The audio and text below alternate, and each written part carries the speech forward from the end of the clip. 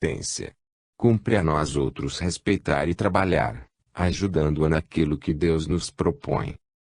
Os elementos que compõem a Terra igualmente evoluem pelo impulso evolutivo dos homens.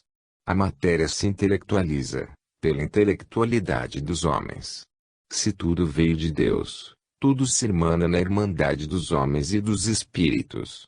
Não devemos querer ser o maior de todos, ser o rei da criação como homem. É sempre bom ter humildade. Estudemos Lucas, no capítulo 9, versículo 48, que diz: E lhes disse: Quem receber esta criança em meu nome, a mim me recebe, e quem receber a mim, recebe aquele que me enviou, porque aquele que entre vós for o menor de todos, esse aqui é grande. É necessário que o homem compreenda que por criança o Evangelho entende tudo o que se encontra abaixo do homem, precisando do seu apoio, da sua ajuda. Por que querer ser o maior, se todos somos iguais e se tudo saiu daquele que criou todas as coisas? Usemos os bens da terra para granjear os bens dos céus, que são eternos, e os bens dos céus são o amor e a caridade, a paz de consciência e o perdão aos que nos ofendem e caluniam. Ajustemos os nossos sentimentos, na pauta do amor que o Cristo nos ensinou e viveu entre os homens. Se queremos progredir, libertemo-nos das coisas inferiores, não nos esqueçamos de nos educar porque, pela educação, abrimos canais para o saber. No entanto, quando de posse dessa qualidade, que possamos pedir a Deus que nos ajude a usar os bens imperecíveis do Espírito. Se não devemos nos apegar aos bens da terra, certamente que não devemos nos apegar egoisticamente aos bens do Espírito, usando todos eles para a fraternidade universal, como sendo tudo de Deus, por amor à grande causa da luz. Capítulo 44, Livro dos Espíritos, questão 707, Abundância. A abundância sempre nos cerca por todos os lados e em toda parte. No entanto, necessário se faz que procuremos o de que precisamos nos lugares certos. Cabe a nós entregarmos-nos ao trabalho honesto para cumprir o que Jesus disse para todos os homens: buscai e achareis. A abundância existe, mas é preciso que seja buscada, e depois, nos nossos domínios, saber usá-la na medida das nossas necessidades. O egoísmo dos homens resulta em entrave para toda a terra. As grandes nações, por incrível que pareça, acumulam alimentos, vestes e instrumentos de guerra, enquanto morrem de fome milhares de seus irmãos em toda parte do mundo. A belicosidade assanha os povos, e quando a guerra não vem pela ordem natural das coisas, os dirigentes das nações a provocam para que o comércio se ative e as nações menores se amedrontem. A miséria que se espalha no mundo é falta exclusivamente do Evangelho no coração das criaturas. São muitos os estudiosos do Evangelho, os teóricos, mas poucos os que vivem os seus ensinamentos, buscando exemplificar as verdades eternas. Tudo existe com abundância, visando manter o equilíbrio de todos os povos. O que falta é por invigilância dos próprios homens. Deus deu às criaturas todos os meios de encontrarem a sua própria felicidade, convertendo-a em conquista, mas os homens ainda não entenderam essas bênçãos. Contudo, o Senhor não se desespera com a indolência dos seus filhos. Ele espera e espera mais quanto tempo for necessário, a fim de que as almas acordem ante a luz da libertação espiritual. A doutrina espírita surgiu na Terra para ensinar os homens o bem viver. Ela mostra todas as diretrizes do amor, mas a humanidade as recusa, por lhe faltar a maturidade que corresponde à assimilação das luzes para o coração.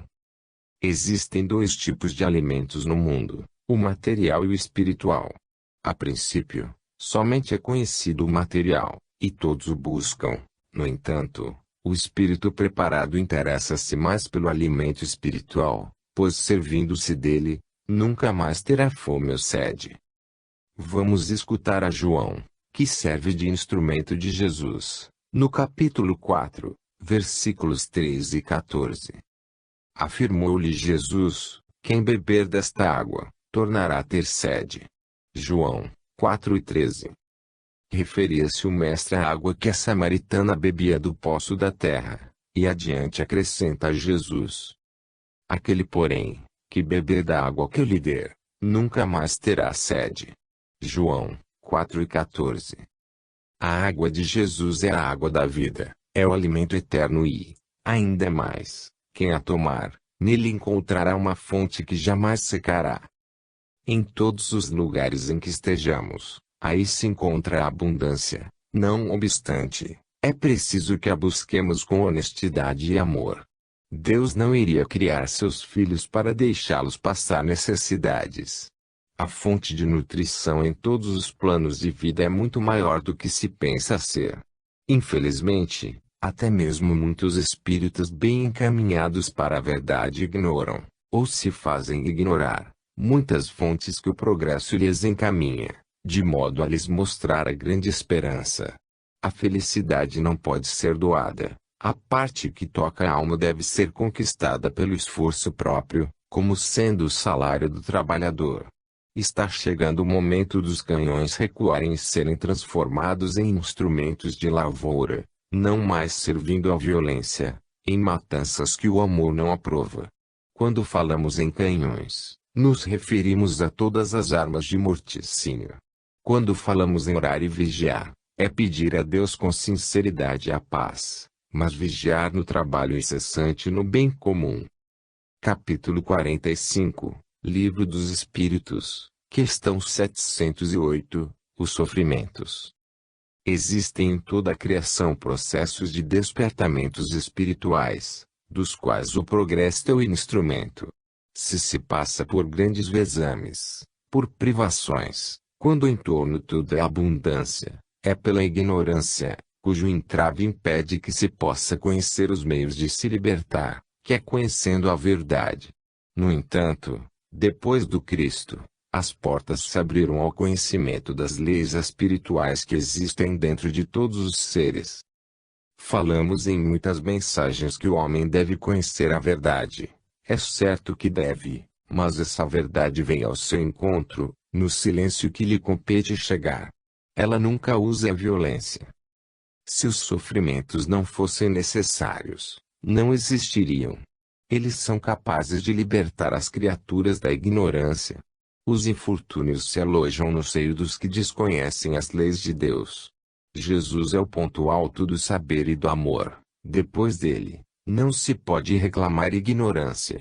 Mesmo assim, o Senhor, como representante direto de Deus na terra, espera que os homens assimilem seus ensinamentos, para depois os chamar à ordem. Estamos em um período de começo de maturidade. O Evangelho circula no mundo servindo-se de muitos instrumentos para ser conhecido, e depois de conhecido, vivido. Ainda existem muitos fariseus espalhados por toda a terra, contestando conceitos e querendo destruir a luz, porque ela os incomoda. Existem, também, muitos escribas espalhados por todas as nações, escrevendo e interpretando a seu modo as coisas santas, porque a verdade está mudando pela sua feição mais pura, e eles desejam que nada mude. A eles, nós dizemos que ninguém engana a Deus, e os que estiverem com a verdade é que ficarão de pé. É fácil reconhecer os contraditores da luz. São aqueles que somente veem o defeito nos outros e se esquecem dos seus. Aqueles que nunca fazem nada em benefício comum. A caridade, para eles, é interpretada como alimento para quem não deseja se esforçar. São mestres na escola do desculpismo. Para os trabalhadores do Cristo operante, Lucas lembra, no capítulo 12, versículo 35, as palavras de Jesus insuflando-nos novo ânimo no sentido de não esquecermos a caridade. Cingidos estejam os vossos corpos, e acesas as vossas candeias. Não é preciso explicações para o entendimento. O cristão deve estar preparado para todas as investidas dos mesmos fariseus que se multiplicaram no mundo e dos escribas que se espalham por toda a terra. É preciso ter resignação em todos os caminhos espinhosos e prosseguir amando e trabalhando em favor do bem de todas as criaturas. Chegamos à época do despertar das luzes. Mesmo que a humanidade, ou parte dela, se enverede pelas coisas transitórias, Deus não muda seu programa, nem Jesus o seu roteiro, delineado há milhões de séculos. Ele sabe o que faz. Os homens, em seu despertamento, é que não sabem o que fazer. As sementes que estão semeando, marcam os frutos que deverão colher. Vamos lembrar desta frase luminar do Evangelho segundo o Espiritismo: fora da caridade não há salvação. Apegando-nos a essa caridade em todas as direções do entendimento, passaremos a conhecer a nós mesmos e entender o programa de Deus que Cristo encontra executando no mundo, para salvar os homens. Capítulo 46, Livro dos Espíritos, questão 709, respeito aos semelhantes. Ninguém pode matar os seus semelhantes, desculpando-se por necessidades forjadas para tirar alguém do seu caminho. Só quem pode tirar a vida física é aquele que deu a vida. Necessário se faz que tenhamos respeito pelos semelhantes, para que eles tenham respeito por nós. Se a vida é amor, como violentar essa lei? O criminoso pagará duplamente essa falta, por meios variados, no sentido de aprender a respeitar a vida. Se a carência alimentar faz alguém sofrer, este deve sofrer com resignação e paciência, mas não violentar a lei que diz: não matarás. Deve compreender que somente o amor nos defende de todas as investidas do mal, nos ajudando a compreender o sofrimento. O alto comando espiritual orienta que os homens devem sofrer todas as agressões, todas as provações, com coragem e abnegação, porque o exemplo de fidelidade às leis divinas se irradia e tem o poder de educar corações ainda endurecidos no mal. Observemos o quanto o Evangelho de Jesus tem instruído e educado as criaturas. Devemos mostrar a nossa gratidão a Deus pelo que recebemos das mãos de Jesus, pelos agentes do seu coração. Estamos sentindo a chegada do fim dos tempos maus, e é nessa época que o que está limpo se limpa mais, e o que está sujo, se suja mais. Estamos rodeados por grandes testemunhos. As trevas estão na atmosfera da Terra, e os homens envolvidos nela. Precisamos do Cristo mais que nunca, que Ele possa nos envolver com a sua luz e não nos deixar esquecer dos seus preceitos, para que possamos manter a vigilância e a oração. O apóstolo Mateus nos fez lembrar, quando fala no capítulo 24, versículo 10, desta forma: nesse tempo, muitos hão de se escandalizar, trair e odiar uns aos outros. Jesus não deixou de falar que iria acontecer a separação de pais dos filhos, filhos contra os pais, irmãos contra irmãos e parentes contra parentes. Eis o fim dos tempos maus. Não podemos dizer que somente os espíritas estão livres dessa guerra. Podemos falar com segurança que os que estão livres da sombra são os que conhecem o amor e amam, sigam eles qualquer religião ou filosofia. Somente o amor salva. Matar não é somente tirar a vida física das criaturas. Há muitas maneiras de matar, e os homens têm esse conhecimento. Todos estão sendo chamados e escolhidos pela consciência para a grande renovação, para acender a luz interior porque, com Jesus, são os caminhos internos que levam a Deus. Quem conhece a Jesus não tem o direito de tirar a vida de ninguém, dizendo-se inocente, ignorante ou necessitado, pois sabe que ele sacrificou a si mesmo, para deixar que os outros vivessem. Ainda no lenho em forma de cruz, pediu por seus algozes rogando a Deus: perdoai-lhes, Pai, eles não sabem o que fazem. Capítulo 47, Livro dos Espíritos, questão 710, Alimentação. A necessidade de alimentar-se existe em todos os mundos. No entanto, cada mundo habitado tem a sua alimentação específica. Tudo é de acordo com a evolução já alcançada. A Terra é um mundo de provas e expiações, onde se misturam espíritos encarnados de várias classes. A alimentação desses espíritos é grosseira, e das mais grosseiras, mas, depois da seleção que há de vir, Pela força do progresso, o planeta passará a ser um mundo melhor. Melhorando, tudo muda, e necessariamente a alimentação haverá de ser mais leve, visto que o organismo modificará o seu sistema de assimilação. Em mundos superiores, o organismo já obedece a um sistema de assimilação mais espiritualizada, de modo que o corpo ingere uma comida mais fluídica, o que não acontece na Terra, onde se enche o estômago de vísceras de animais, peles torradas, e mesmo o sangue dos seus irmãos menores. A alimentação perdeu a sua naturalidade, a lei foi violada e as consequências expressas em duros sofrimentos. A inteligência nos mostra as mudanças que se processam na alimentação dos homens, como está surgindo interesse maior pelas frutas, pelas sementes e pelo verde. E são mudanças rápidas. Isso é o progresso. Matar o animal nos dias atuais já se encontra no plano do condicionamento e não mais por necessidade insuperável de se alimentar. Hoje o homem já pode viver sem as vísceras dos animais à mesa, porque o milho e a soja substituem, havendo também abundância de vegetais comestíveis em toda a terra. Ainda existe o veneno dos tóxicos nas lavouras, utilizado por ganância ou ignorância.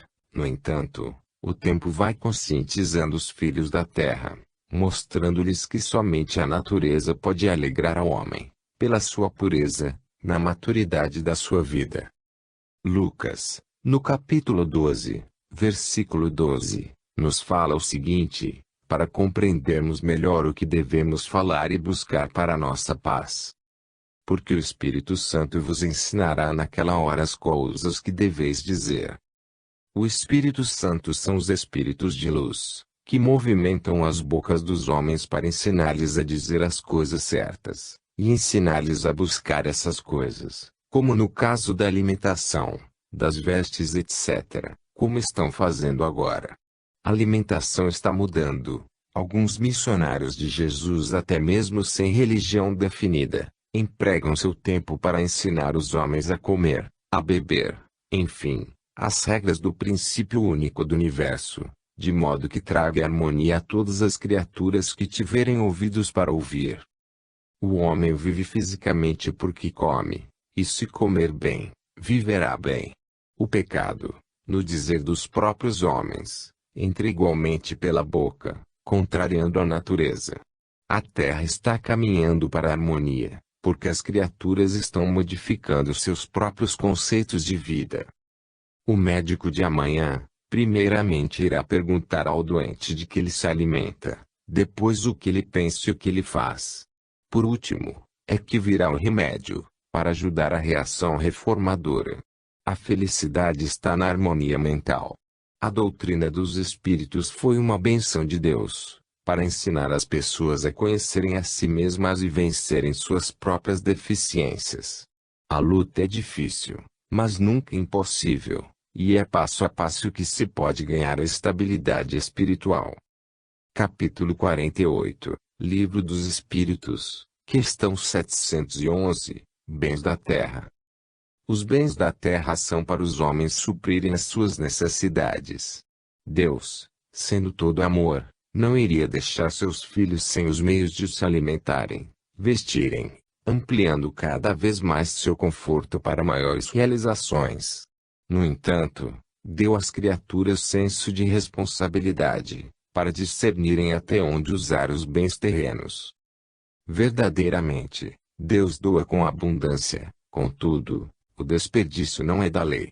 Convém a todas as criaturas ter parcimônia no uso das coisas que o Senhor faz multiplicar na face da terra. Todos os abusos são corrigidos pela própria natureza. Eis como Jesus procedeu com o leproso que foi curado, conforme é notado por Marcos, no capítulo 1, versículo 43. Fazendo-lhe então uma veemente advertência, logo despediu. Aquele anciano tinha, provavelmente, abusado dos poderes que possuía e a lepra veio como cobrança na sua própria pele, tanto que Jesus, como registrou Marcos, curou-o por misericórdia e fez grande advertência, para que ele respeitasse os bens que recebeu das mãos de Deus. Os bens da terra são inúmeros por todos os quadrantes do mundo, como segurança para a humanidade, não para desperdício nas mãos dos ignorantes. Os dirigentes das nações são tutores dos bens terrenos, e não devem abusar desses valores, nem permitir que alguém o faça. A quem não ouvir, o acerto de contas chegará à sua porta, e o credor divino não pede explicações, ele sabe e conhece o devedor. Certamente que o uso dos bens da terra é direito de todos os homens e animais.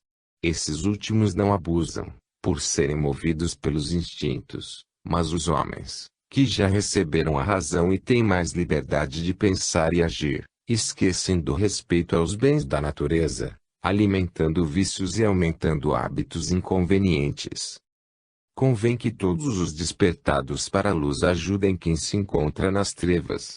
Sabendo Deus que a ignorância é transitória em seus filhos, espera que esses abram os olhos para a luz, pela força do tempo e o ambiente do espaço. Se a vida nos premiou com alguns bens materiais, não ajuntemos nos celeiros sem proveito, nem pela força do egoísmo, procuremos fazer circular os nossos bens, porque tudo de Deus é vida e o Senhor nos entrega esses tesouros nas nossas mãos para nos ensinar a colocá-los em lugares certos. Os bens da terra são os mesmos bens do céu, a diferença são os lugares que eles ocupam. Não podemos desprezar os bens materiais, pois eles são luzes de Deus na dimensão física. O ouro não pensa, não fala e nem tem vontade própria, ele é movido pela inteligência do Espírito. Quando nos aprofundamos nos conhecimentos da vida, encontramos o princípio único dotando tudo do mesmo valor, como encontramos Deus em tudo o que se expressa. De onde sai o Espírito, a matéria é sua irmã, por que desprezá-la? Basta respeitá-la no organograma da sua função. Deus sabe o que faz com todas as coisas e nada existe inútil na criação. O que saiu das mãos perfeitas não pode levar o traço da imperfeição. O verdadeiro sábio ama Deus em todas as coisas que expressam a sua existência. Capítulo 49, Livro dos Espíritos, questão 712, Atrativos materiais. Deus colocou na matéria atrativos para os homens, no sentido de ensiná-los a saber usá-los educando seus impulsos nas investidas dos instintos, como também, para que eles sentissem um pouco de bem-estar e passassem a gozar dos seus próprios esforços, no aperfeiçoamento das coisas em seu benefício. O objetivo dessa atração quase irresistível é para que o homem passe a educar, como já dissemos, as forças em luta dentro de cada criatura e daí surgirá a luz, sendo que o entendimento mostrar-lhe-á o caminho mais acertado para sua paz de consciência. O homem, desenvolvendo a razão, busca outros planos para operar, passando a refugar todos os condicionamentos do passado, buscando respirar uma atmosfera mais leve onde o amor é a base da vida. Poderemos analisar o próprio sexo. Nele existe para o homem um grande atrativo, que se irradia em todos os seres, objetivando a reprodução da espécie. Se não fora isso, as raças desapareceriam por completo na face da Terra, e como ficaria a reencarnação? O sexo é a base da vida física. No entanto, existem leis que regulam a reprodução dos seres, a pedirem o bom senso. Assim, surgiu o casamento para disciplinar esse instinto que é tão forte, a ponto de levar as criaturas a desrespeitarem a lei. Os homens já saíram da faixa animal, por isso que o sexo não é livre na sua dimensão.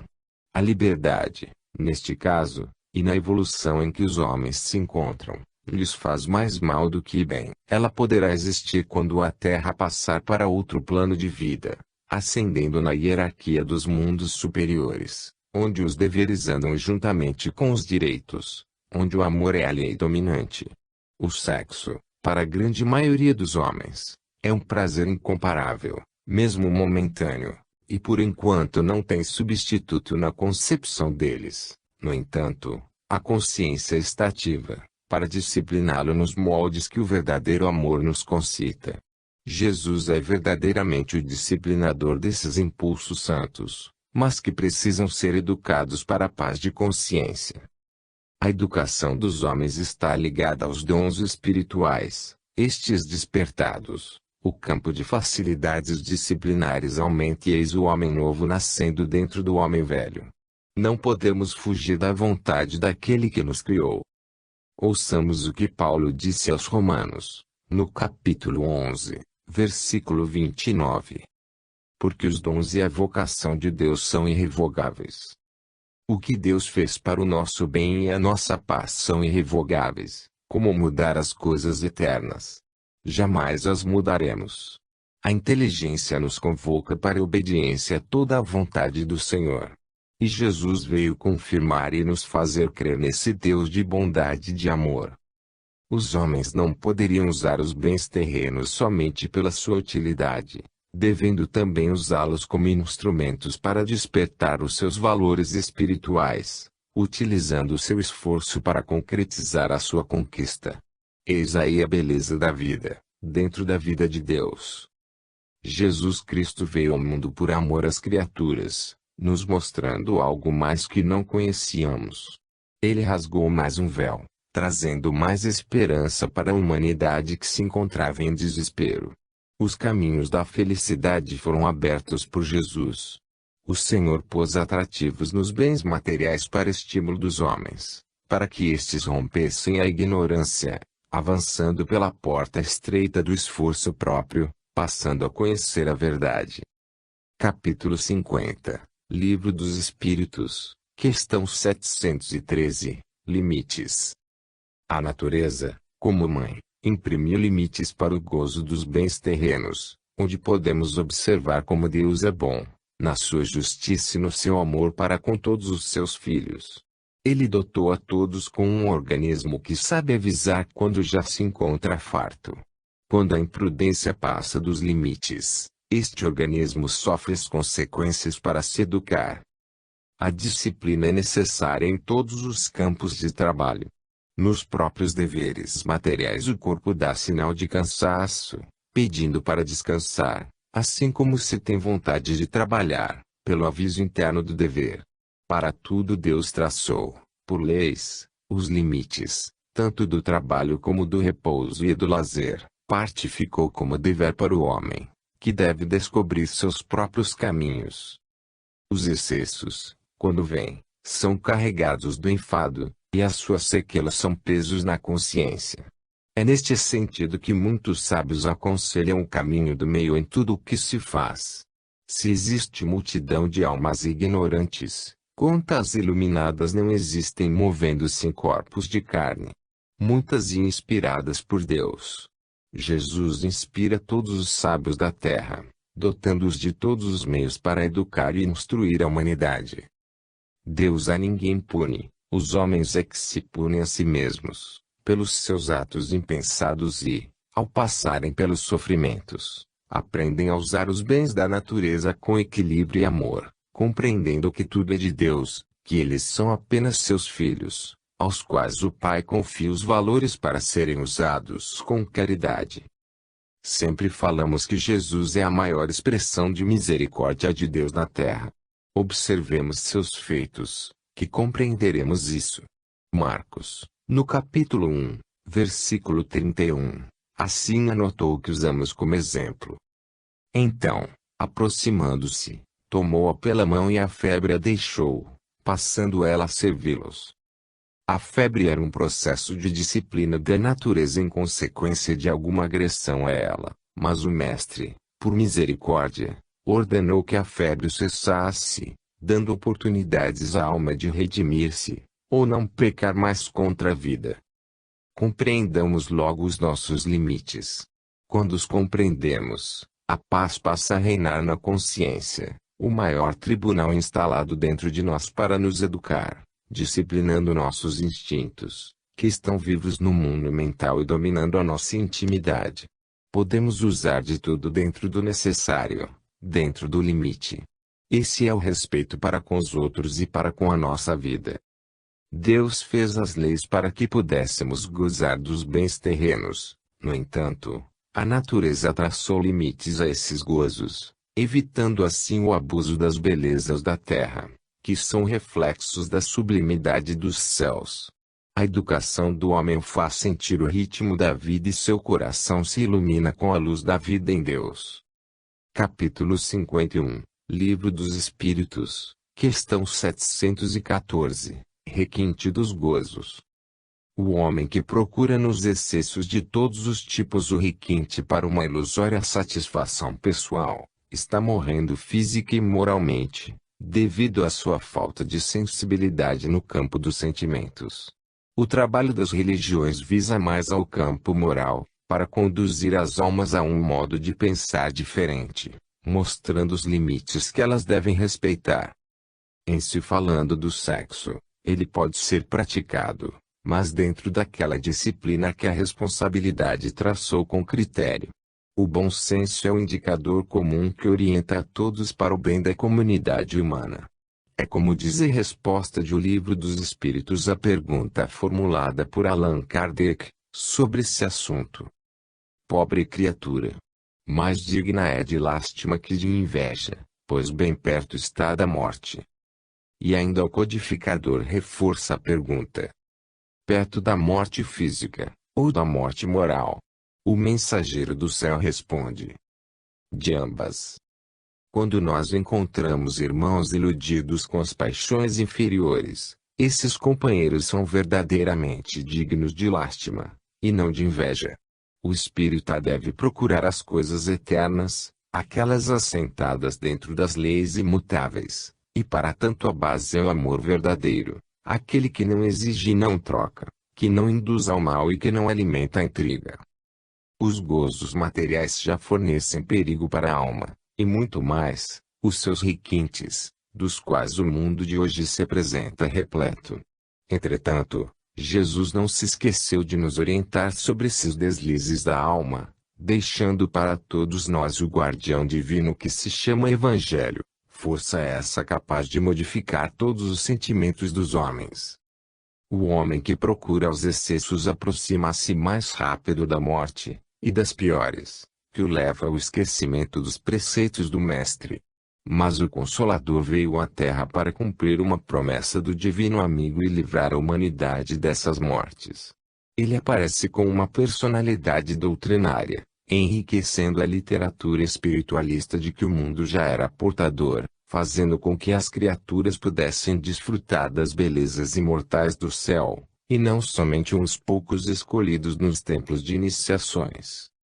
Jesus foi o anjo divino que abriu todas as portas das casas secretas, e ensinou a todos de boa vontade, nas praças e nas ruas, dando de graça o que de graça recebeu do Pai.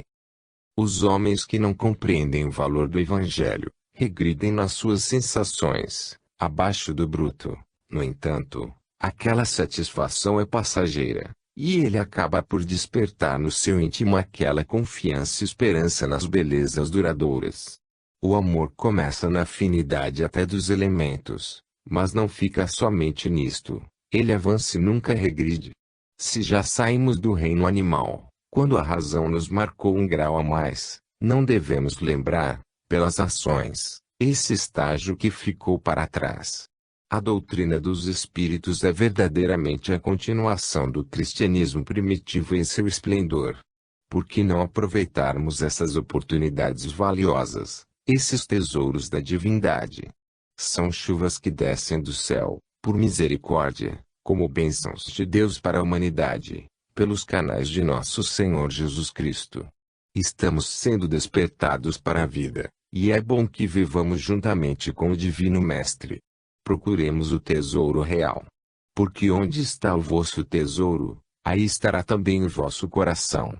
Lucas 12:34. Não é preciso mais comentário, porque onde colocarmos nossos sentimentos, o coração brilhará, na sintonia em que vibra o que pensamos. Fim.